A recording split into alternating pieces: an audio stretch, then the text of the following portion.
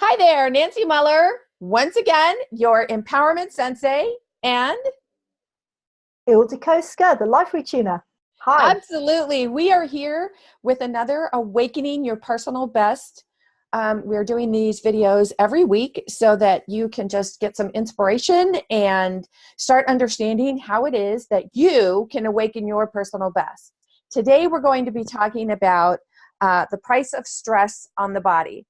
And Ildiko, I'd love for you to start out the conversation today because you're all over this. Okay, Nancy, great. So, stress, it's an overused word, first of all. You see it everywhere. But do we really understand what stress does to our bodies? And I think the thing about today is we're going to address very clearly what stress can do to your body if you don't take care of it within your life. So I like to see it as two categories. There's the resolved stress and the unresolved stress. And the real problem comes from the unresolved stress in our lives. That's the one that doesn't end because we don't have a resolution for it. And a lot of life circumstances, Nancy, and viewers, I think you'd agree, are unresolved. Relationships, career choices. We're like, when will it end? When will it end? When will I get a conclusion? This is what's going on in our minds, in our thoughts. But what's going on in our bodies? Then this is really important to understand because we have three very powerful stress hormones, and they're all secreted and created around the adrenal glands, which are sort of at the back of your spine, like around the kidney and the waist area. So that's where your adrenal glands are located. And the three very powerful hormones that we have are adrenaline, which you've probably heard of. A lot of athletes talk about adrenaline, the adrenaline kick when you're going for it, you're sprinting. In sports, you've got cortisol, which is less known about, and you've got aldosterone. So I want to kind of unpack a little bit of the information about these three hormones because they are going to be ruling your life if you are stressed. And one of the things that I wanted to just pop in and say too is it's also keep in mind, as Ildiko was talking about this, your belief around what she's talking about, because how it's happening in your body, why it's happening in your body, and whether or not you believe that you even have control over this. Absolutely, Nancy. And once we've talked about the actual stress hormones, the physicality and the biology of it, I think we need to talk about why it happens, because it's so important to understand what the mechanism of this is that's going on in our lives. So the adrenaline is the one that is your fight, flight, running away from a situation or getting up and ready to fight your corner.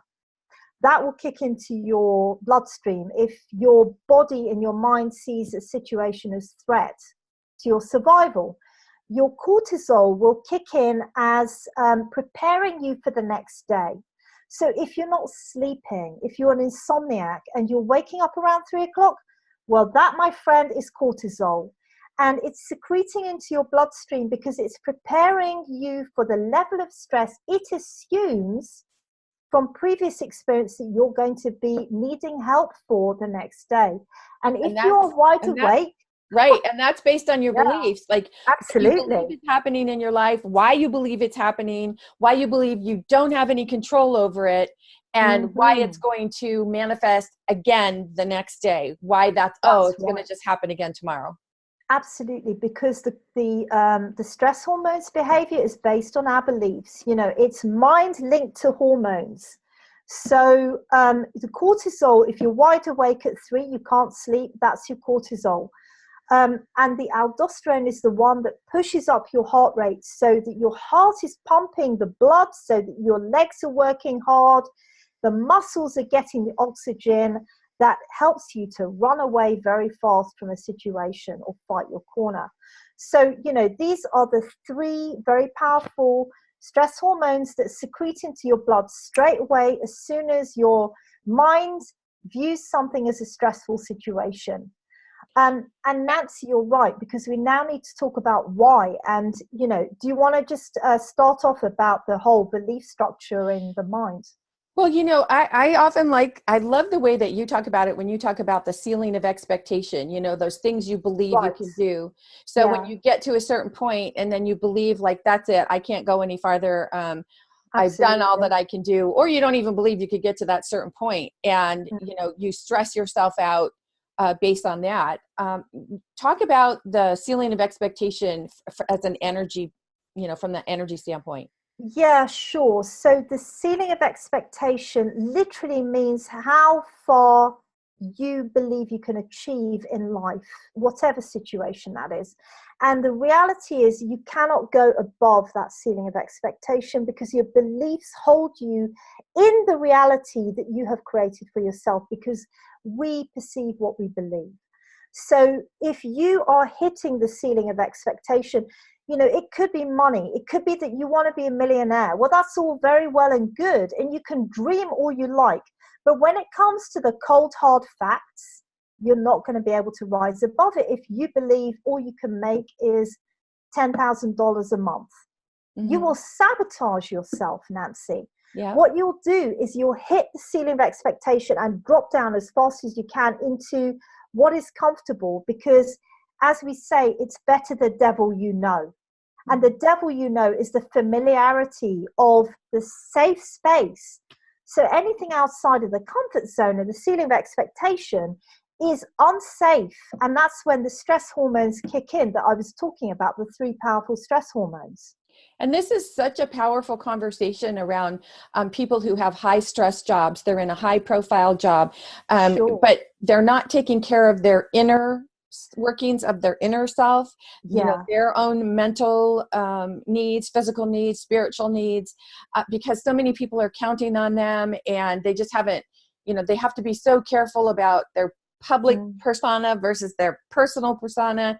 They don't know who they absolutely. can trust. They don't know, Mm. you know, who's really in their corner, and who they have to be careful of, and that Mm. alone brings a lot of stress as well. It does bring a lot of stress, because if you think about it, what you're talking about is outside of the comfort zone, the Mhm. unknown, the unresolved. And I want to just come back to the two types of stress that we experience. So there's the resolved stress. You know, you've got an exam, you're stressed about it, you're fearful of it, you take it, it's done, it's finished.